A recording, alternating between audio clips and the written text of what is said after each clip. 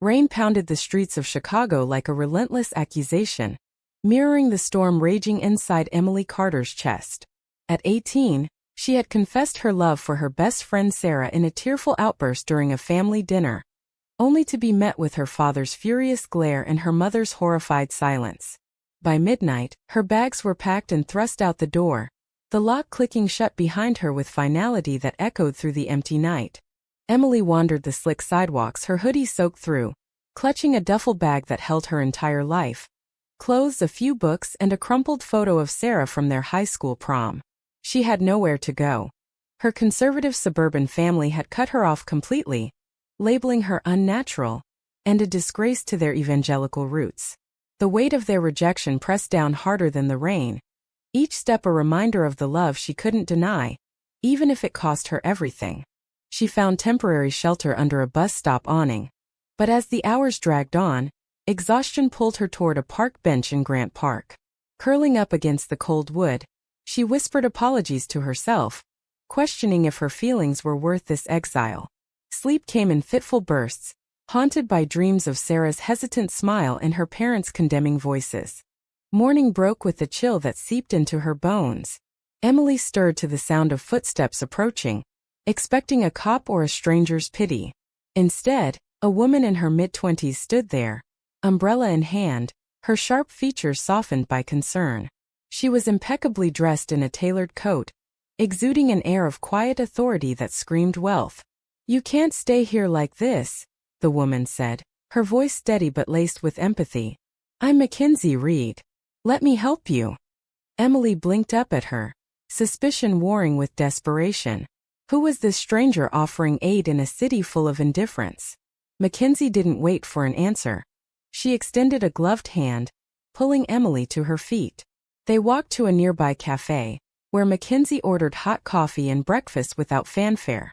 As Emily warmed her hands around the mug, she poured out her story in halting words, the confession, the eviction, the shattering of her world. Mackenzie listened intently, her green eyes never wavering. "My family disowned me 2 years ago," she admitted softly. "For the same reason. But I built something from the ruins. You don't have to face this alone." Emily felt a spark of connection, a shared pain that bridged their differences. Mackenzie offered her a place to stay, a guest room in her downtown loft, insisting it was temporary, no strings attached. That first night in Mackenzie's apartment was a revelation. The space was modern and expansive, with floor-to-ceiling windows overlooking the glittering skyline. Emily lay on the soft bed, staring at the ceiling, her mind racing. Was this kindness genuine or was there a catch? She thought of Sarah, who had ghosted her after the confession, leaving Emily to bear the fallout alone. The betrayal stung, but Mackenzie's presence offered a fragile hope.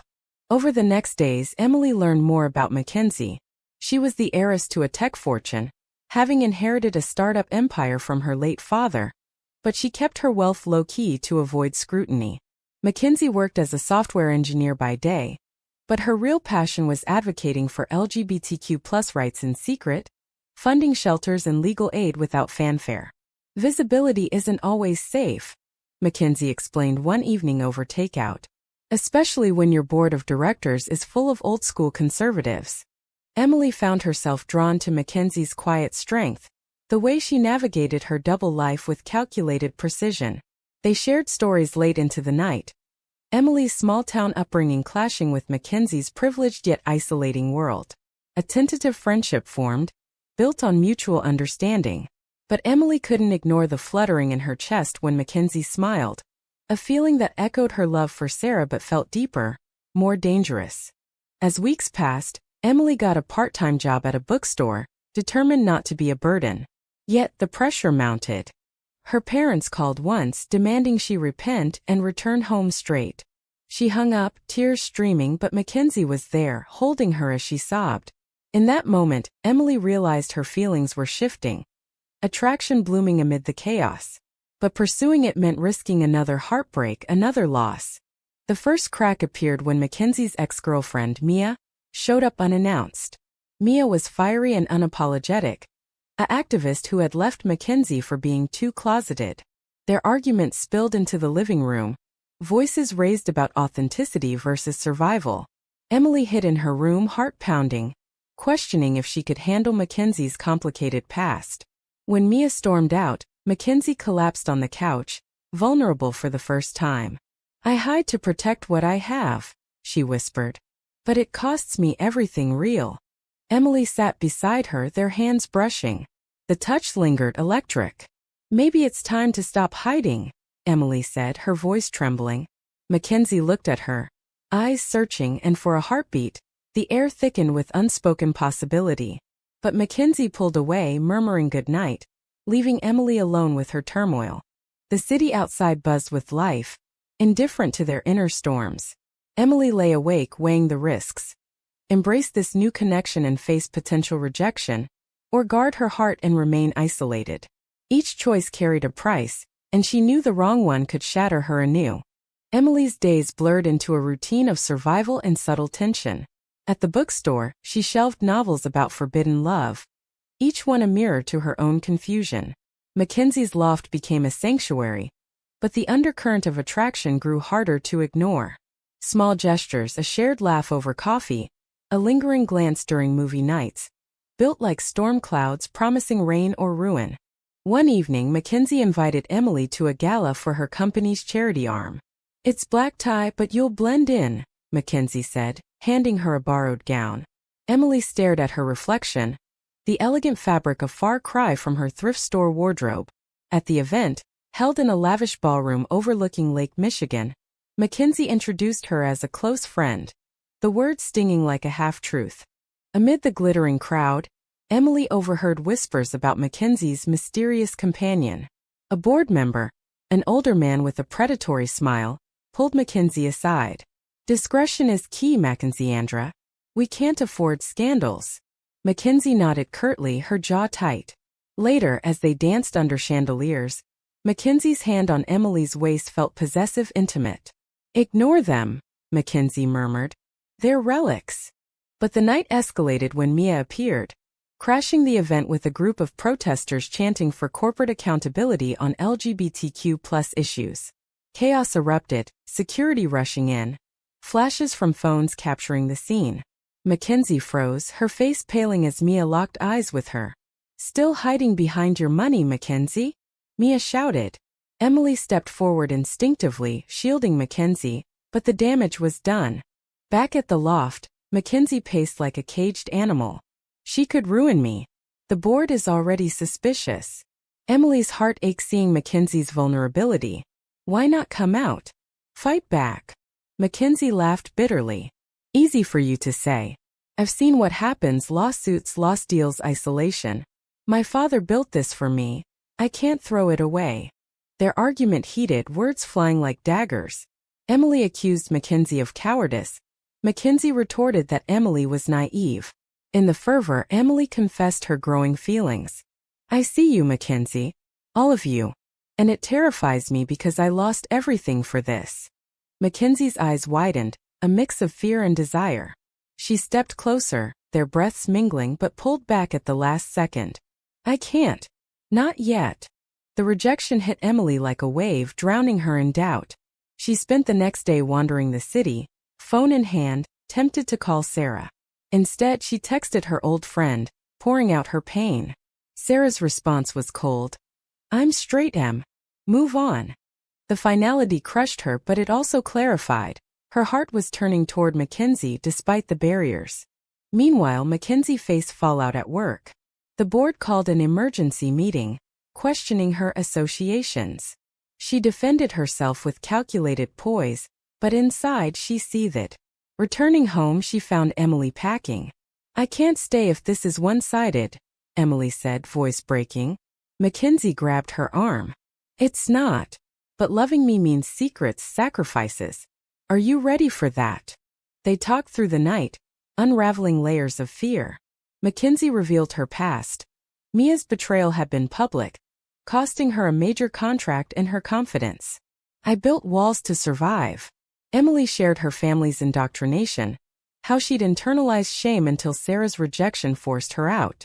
In vulnerability, they found common ground, their hands entwining as dawn broke. But peace was short-lived. Emily's mother showed up at the bookstore, tracked via a mutual friend. "Come home, Emily. We can fix this." The confrontation drew stares, Emily's boss intervening. Shaken, Emily refused, but the encounter reopened wounds.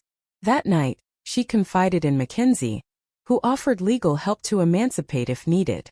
"You're not alone anymore." As their bond deepened, subtle intimacies emerged. A brush of fingers, shared silences pregnant with meaning. Yet societal pressures loomed. Friends from Emily's past unfriended her online, labeling her confused. Mackenzie's colleagues gossiped, forcing her to distance publicly. Each slight chipped away, building resentment. The turning point came at a Pride event Mackenzie funded anonymously. Emily convinced her to attend incognito. Amid the crowds, rainbows waving, they held hands, anonymous in the throng. For the first time, Mackenzie felt free. But a photo leaked. Mia, seeking revenge, posted it online, tagging Mackenzie's company. The backlash was swift. Board members demanded explanations. Clients pulled out. Mackenzie's world teetered. She confronted Mia, voices echoing in a coffee shop. "Why destroy me?" Mia sneered. "Because you pretend. Real love doesn't hide." Emily, witnessing it, defended Mackenzie fiercely. "Love survives in shadows too." Back home, Mackenzie broke down. "I could lose everything." Emily held her, whispering, "Then we'll rebuild together." In that embrace, barriers crumbled. They kissed for the first time, a release of pent-up emotion. But it was bittersweet, knowing the cost ahead. As the scandal spread, Emily faced her own demons. Her father emailed threats of disinheritance, but worse, he outed her to extended family. Isolation deepened, but so did her resolve. Mackenzie, inspired, prepared to fight back, scheduling a press conference. The decisions loomed large, each carrying irreversible consequences. The press conference loomed like a guillotine over Mackenzie's carefully constructed life. She spent days rehearsing in the loft, Emily by her side, offering encouragement amid growing anxiety. "This is your truth," Emily said, squeezing her hand. But Mackenzie's mind raced with what-ifs. The board's wrath, lost fortunes, the judgment of a society that preached tolerance but practiced exclusion. On the day, in a sleek conference room downtown, Mackenzie faced cameras and reporters. Dressed in a power suit, she announced her sexuality with steady voice. "I've hidden to protect my legacy, but no more. Love isn't a liability." The room erupted in questions, some supportive, others probing her hypocrisy. Emily watched from the wings, heart swelling with pride but fear gnawed. Would this liberate or destroy? The aftermath was a whirlwind. Support poured in from allies, but conservatives boycotted her company. Stocks dipped. A major investor withdrew. Mackenzie returned home exhausted, collapsing into Emily's arms. "Did I make the right choice?" she whispered. Emily nodded, but doubt lingered in her eyes. Their relationship, now public, invited scrutiny they weren't prepared for. Emily's family escalated their assault. Her brother, influenced by their parents, showed up at the loft uninvited. "You're dragging us down with your sin," he spat, ignoring Mackenzie's presence. The argument turned ugly, old wounds reopening. Emily stood her ground, but after he left, she crumbled. "They were my family. Now they're strangers." Mackenzie comforted her. But the toll was evident. Sleepless nights, lost appetite. As their love blossomed openly, new conflicts arose. Friends divided. Some celebrated, others distanced, fearing association. At a dinner with Mackenzie's colleagues, subtle barbs flew. Bold move, but risky for business. Emily felt out of place, a reminder of Mackenzie's distraction. Later, alone, she questioned her role. "Am I worth this chaos?" Mia re-emerged, offering an olive branch disguised as concern. Meeting Emily secretly, she warned, "Mackenzie will choose her empire over you. She always does." The words planted seeds of doubt. Emily confronted Mackenzie, accusations flying. "Is this true? Will you abandon me when it gets hard?" Mackenzie denied it vehemently, but the fight exposed fractures. Mackenzie's lingering fear of loss, Emily's insecurity from past betrayals. In a moment of desperation, Emily reached out to Sarah, seeking closure. They met in a park, the air thick with unresolved tension. Sarah apologized half-heartedly. I was scared. But I'm happy for you now. Emily saw the lie, the envy in her eyes. Walking away, she felt liberated. But the encounter stirred old feelings, making her question her commitment to Mackenzie. Meanwhile, Mackenzie battled boardroom betrayals. A trusted advisor leaked financials, painting her coming out as instability. She fired him, but the damage spread, lawsuits threatened. In a heated call with her mother, who had long been absent, Mackenzie begged for support. You left me to fend alone, her mother said coldly. Now face the consequences. The rejection fueled Mackenzie's determination, but at what cost? Their relationship strained under the pressure. A weekend getaway to the countryside offered respite. Long walks, candid talks. I love you, Mackenzie confessed under starlit skies. Emily echoed it but whispered fears. What if society wins? They returned renewed, but reality intruded. Emily's job suffered. Her boss, influenced by rumors, reduced her hours. Desperate, she applied elsewhere, but rejections piled up. Her association with the scandal a black mark. Mackenzie offered financial help, but Emily refused. I won't be your charity case. Pride clashed with need, leading to another argument. This is us against the world, Mackenzie pleaded. Let me in. The climax built when Mackenzie's company faced a takeover bid from a rival firm known for anti-LGBTQ+ stances. Mackenzie rallied employees, but whispers of resignation grew. In a pivotal meeting, she laid bare her vision. Integrity over profit. Some applauded. Others walked out. Emily, attending as support, saw the toll, Mackenzie's hands trembling. That night, betrayal struck. A close friend of Mackenzie's, jealous of Emily, leaked private emails to the press, twisting their love into a distraction. Headlines screamed sensationalism. Emily felt exposed, violated. How do we trust anyone? She cried. Mackenzie vowed revenge, but the damage deepened their isolation. In the quiet aftermath, they clung to each other, decisions weighing heavy. Mackenzie considered selling the company to start anew. Emily pondered cutting ties with her past entirely. Each choice demanded sacrifice, family, career, security. As tensions peaked, Emily received a letter from her parents. An ultimatum to renounce her lifestyle, or be erased from their will.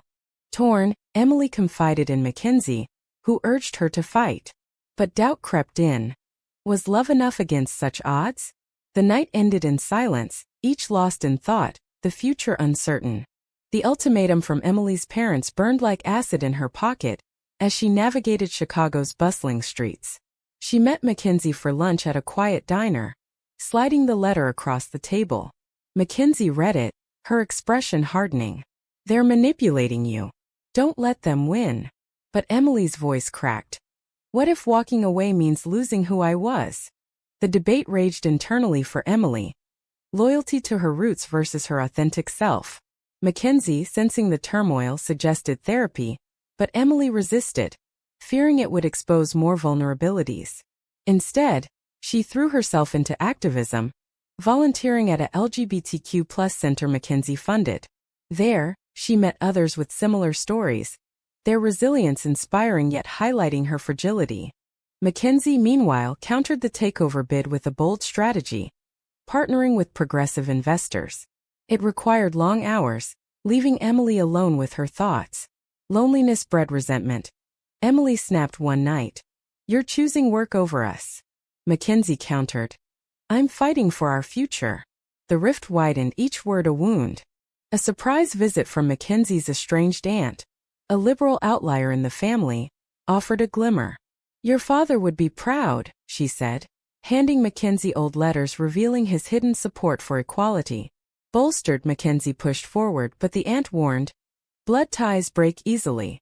It echoed Emily's struggles, forcing her to confront her parents. Emily arranged a meeting at a neutral cafe. Her mother arrived alone, eyes red-rimmed. We miss you, but this choice is wrong. Emily's heart twisted. It's not a choice, it's me. The conversation devolved into tears and accusations, her mother's pleas clashing with Emily's defiance. Walking away, Emily felt a piece of her shatter, but also a strange freedom. Back with Mackenzie, she shared the pain. I cut them off. For good. Mackenzie held her but guilt lingered. Had Emily traded family for love? Their intimacy deepened that night, a balm against the storm, but morning brought new challenges. Mia's machinations resurfaced. She filed a lawsuit claiming Mackenzie owed her for past contributions to the company. It was frivolous, but the publicity dragged their names through mud. Mackenzie hired lawyers, draining resources. Emily stood by her, but the stress manifested in nightmares, dreams of abandonment. In a moment of weakness, Emily confided in a new friend from the center, Lena, who listened empathetically. Lena's subtle flirtations went unnoticed at first, but when she suggested drinks, Emily hesitated. Just friends, Lena assured. The outing was innocent, but photos surfaced online, twisted into infidelity rumors. Mackenzie saw them, fury igniting. The confrontation was explosive. How could you? Mackenzie yelled. Emily defended. It was nothing. You're never around. Betrayal hung heavy. Mackenzie stormed out, leaving Emily in tears. Alone, Emily questioned everything.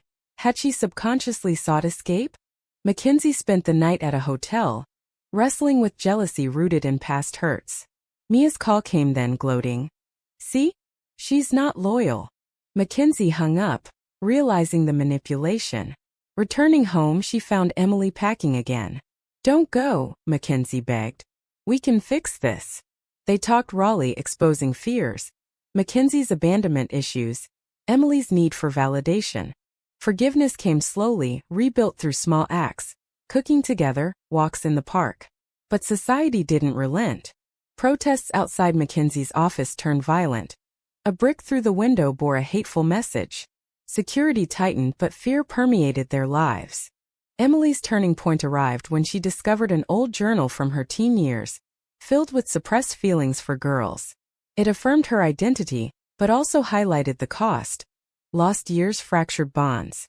She shared it with Mackenzie, who revealed her own secrets. A hidden donation to conversion therapy victims, atoning for her silence. As the lawsuit dragged, Mackenzie made a drastic decision. Settle with Mia to end the harassment. It cost a fortune but bought peace. Some battles aren't worth the blood, she said. Emily agreed but wondered if compromise equaled weakness. Their relationship evolved amid the trials, stronger yet scarred. Friends rallied, forming a chosen family. At a quiet dinner they discussed marriage, a defiant act against odds. But doubts whispered. Was it too soon, too risky? The final blow came from Emily's brother, who leaked family secrets to tabloids, painting her as rebellious. The invasion crushed her. Mackenzie comforted, but Emily snapped. This is your world, fame, scrutiny. I never asked for it. The argument peaked with Emily's ultimatum. Choose me fully, or let me go. Mackenzie, faced with the abyss, chose love. She stepped down as CEO, appointing a trusted ally, shifting to advisory role. The move shocked the board but stabilized the company. Freedom came at a price, reduced influence, financial hits, but Mackenzie felt unburdened. Emily moved recommitted. They moved to a quieter suburb, seeking normalcy. Yet, echoes of past decisions lingered, questioning if sacrifices were justified. In the quiet suburb of Evanston, Emily and Mackenzie built a new rhythm, away from the city's glare. The house was modest compared to the loft, with a garden where they planted flowers symbolizing renewal. Mornings brought coffee on the porch, conversations weaving dreams with realities. But scars remained, nights when Emily woke from dreams of her family's rejection, or Mackenzie stared at stock tickers, regretting her step back. Emily pursued a degree in social work, channeling pain into purpose. Classes challenged her, forcing confrontations with societal biases. A professor's lecture on internalized homophobia hit home, making her reflect on her journey. We pay for authenticity, the professor said. Emily nodded, thinking of the friends lost, the career stalled. Mackenzie consulted remotely, her influence subtler but impactful. She funded more initiatives, finding fulfillment in anonymity. Yet old habits died hard. She had worries about finances, not wanting to burden Emily. When Emily discovered unpaid bills, tension flared. No more secrets, she demanded. Mackenzie confessed her fears. I gave up power for us. What if it wasn't enough? The vulnerability strengthened them, but external forces tested. A former colleague approached Mackenzie with a comeback offer. Reclaim CEO but tone down advocacy. Temptation flickered. The role promised security. Emily sensed it, leading to hushed arguments. Don't regress, she urged. Mackenzie declined, but the choice cost alliances, isolating her further. Mia's final act was a public apology, prompted by her own backlash. In an interview, she admitted jealousy drove her actions. Mackenzie watched stoically, Emily by her side. Forgive her? Emily asked. Mackenzie shook her head. Some damages can't be undone. It closed a chapter but left questions. Could redemption erase pain? As months passed, their love matured into partnership. They attended therapy together, unpacking traumas. Sessions revealed mired resentments. Emily's blame toward Mackenzie for pulling her into spotlight. Mackenzie's guilt for not protecting better. Progress was slow, each breakthrough a hard-won victory. A family reunion invite from Emily's aunt arrived. A olive branch from the extended kin. Come as you are, it read. Emily debated, heart-torn. Mackenzie supported. Face them on your terms. At the gathering, whispers followed, but her aunt hugged them warmly. Emily's parents were absent, a silent boycott. The mix of acceptance and rejection stung, reinforcing chosen family's value. Back home, Emily proposed during a sunset walk. Marry me. Despite everything. Mackenzie accepted tearfully. Rings exchanged in a private ceremony with close friends. Vows spoke of endurance. Through shadows and light. Media caught wind, sparking minor buzz, but they ignored it, focusing inward. Yet happiness was tempered. Emily's career hit roadblocks. Internships rejected due to her controversial background. Frustration built. Is this the price forever? Mackenzie consoled but shared the burden. Her advisory role limited, dreams deferred. In a pivotal moment, Emily confronted her brother via video call. Why betray us? He admitted parental pressure, regret in his voice. I was wrong. Reconciliation tentative, but it healed a fracture. Mackenzie watched proudly, her own family ties irreparable. As the story of their lives unfolded, high points mingled with lows. A joint advocacy event drew crowds, their story inspiring youth. But backlash followed, hate mail, online trolls. Security became routine, a reminder of vulnerability. Reflecting one evening, Emily said, "We chose love, but at what cost?" Mackenzie replied, "The alternative was emptiness." Their bond, forged in fire, endured, but questions lingered. Had they sacrificed too much for society to accept?